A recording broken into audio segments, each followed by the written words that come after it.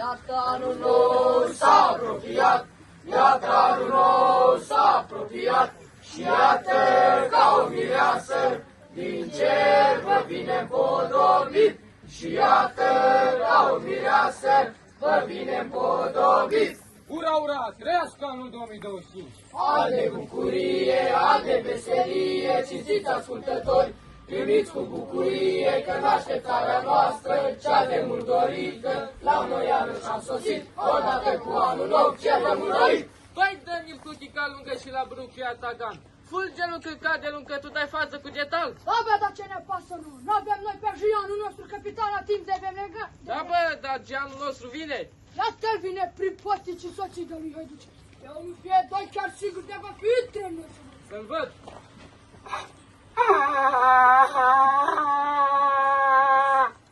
Bună vreme, dragii mei haiduci. Deci nu umblați prin codrile tăcici. Potera, n-ați văzut trecând pe aici? N-am văzut, dragă Jene, că dacă vedeam, asta armă ruginită în piept o puneam și de zile curăța și noi să-ți bani aveam. Bravo, bravo, dragii mei haiduci. Dar acum tu, Alexei și Codrine, îmi puteți cânta un cântec ce poate asculta un haiduc în mijlocul codrilor. Se poate, capitan. Să ascult.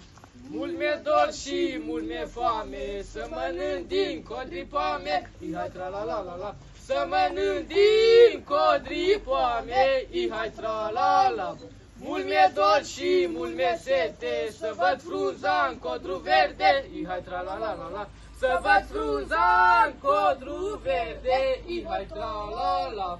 Și-aș mânca carne de lup, măruntai de hoți în burg, ihai tra-la-la-la-la. Măruntai de hoți în burg, ihai tra-la-la. Și-aș mânca inimi din sân, să beau sânge de păgân, ihai tra-la-la-la-la. Să beau sânge de păgân, ihai tra-la-la.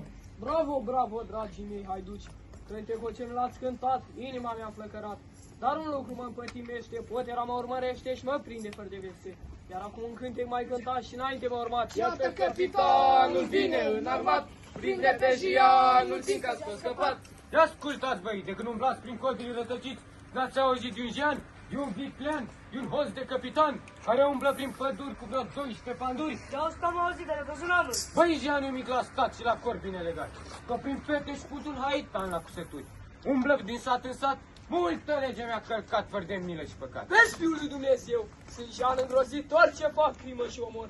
Dacă nu te credințezi, hai la codri și ai să vezi. Unde stufele mai mari, zac în sânge boieri mari. Unde stufele mai mici, stau pitiței mei haiduci. Ăștia sunt haiducii mei care bagă groaza în voi. Eu și cu ai mei haiduci omorâm clevitinici ca tine tecini. Băi, Jene, nu vorbi vorbe viclene, că acum ai fost vândut de-al tău tânăr Arnăut. Dacă nu te încredințezi, uite în jurul tău și vezi.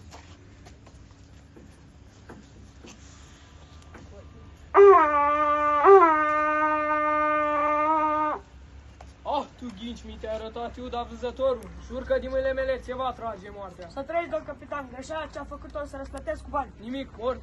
Cum ai îndrăznit să omori acest tânăr Arnăut ce zace cu fața la pământ? Băi, omor mica, voi ce sunt drept strigoși și suc sângele din noi. Pentru vorbele ce mi le-ai dat, meriți să fii arestat și la temniță băgat.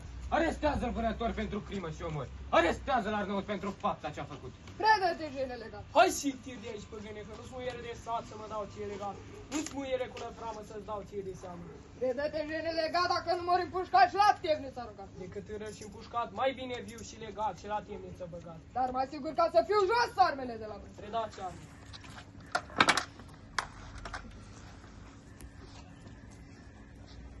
O maică scumpă, maică, oriunde vei fi, Fiul tău te cheamă spre al mântuirii.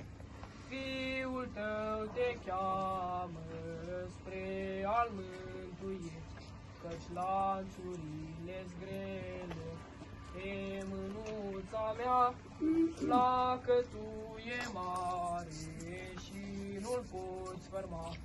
Lacătul e mare și nu-l poți fărma.